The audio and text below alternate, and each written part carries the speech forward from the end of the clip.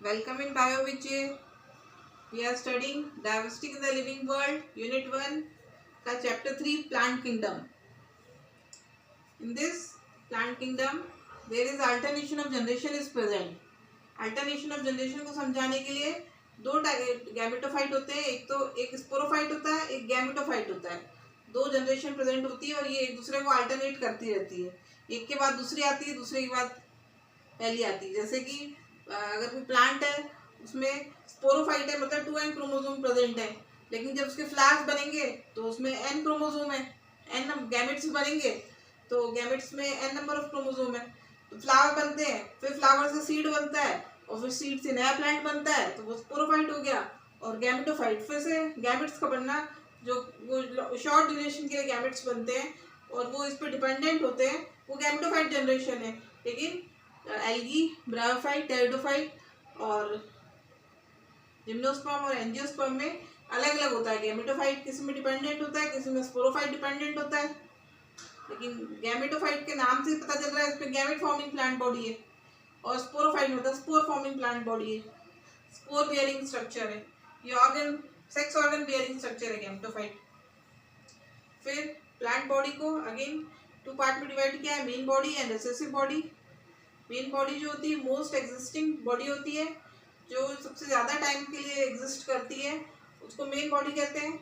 जैसे कि angiosperm plant में जो प्लांट है वो मेन बॉडी जो है प्लांट की वो इंडिपेंडेंट है और मोस्ट एग्जिस्टिंग है.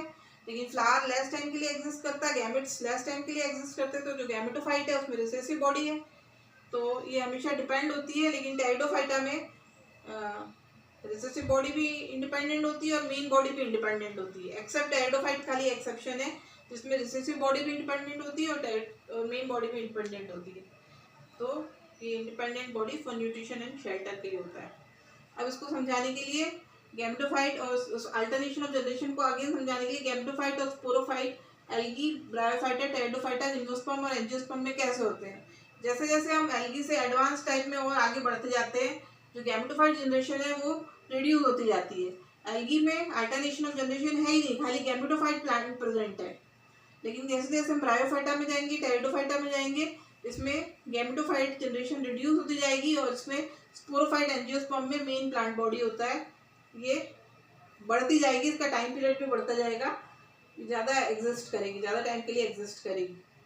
तो मेन प्लांट बॉडी एल्गी में गैमेटोफाइट है, स्पोरोफाइट होता ही नहीं है, खाली जाइगोट बनता है. उस टाइम के लिए 2n क्रोमोसोम होते हैं, लेकिन जाइगोट के बाद फिर से मेन प्लांट बॉडी बन जाती है. जाइगोटिक मियोसिस होती है और उसके बाद मेन प्लांट बॉडी बन जाती है. अल्टरनेशन ऑफ जनरेशन एल्गी में एब्सेंट है. लेकिन ब्रायोफाइटा में मेन प्लांट बॉडी जो है वो गैमेटोफाइट की होती है, उसके ऊपर फूड सीटा कैप्सूल जो स्पोरोफिटिक जो प्लांट है वो इसके ऊपर रिसेसिव होता है, मेन प्लांट बॉडी पे डिपेंड होता है और इसमें अल्टरनेशन ऑफ जनरेशन प्रेजेंट होती है. टेरिडोफाइटा में ये ब्रायोफाइटा जो है ये एम्फीबियंस है प्लांट किंगडम के, इनको एम्फीबियंस कहा जाता है.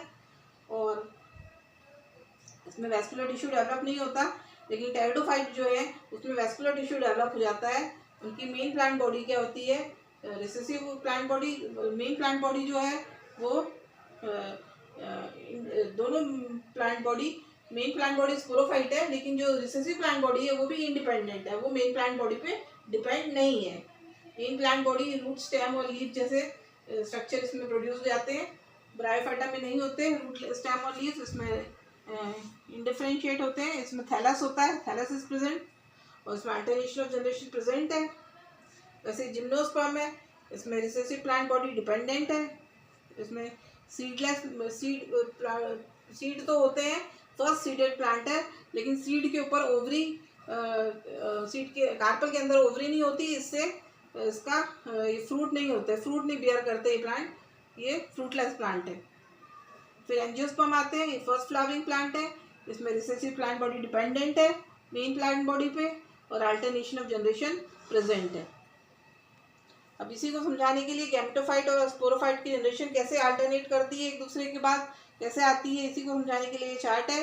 ये साइकिल दी हुई है कि गैमेटोफाइट, जैसे एल्गी में, एल्गी का एग्जाम्पल है ये, कि गैमेटोफाइट जो है उसका n नंबर ऑफ क्रोमोसोम है, उसमें हाफ क्रोमोसोम प्रेजेंट है, वो मेन प्लांट बॉडी है। सबसे पहले वो गैमेट प्रोड्यूस करेगी, male gamete and female gamete, दोनों में एन क्रोमोसोम है।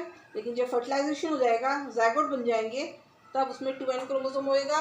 और जाइगोट के बाद डायरेक्ट जाइगोटिक मियोसिस होती है और गैमेटोफाइट बन जाता है एल्गी में। लेकिन दूसरे प्लांट्स में जाइगोट के बाद स्पोरोफाइट बनता है। स्पोरोफाइट में 2n नंबर ऑफ क्रोमोसोम होते हैं। फिर स्पोर मदर सेल बनता है और उससे मियोसिस के बाद स्पोर्स बनते हैं और गैमेटोफाइट बनता है।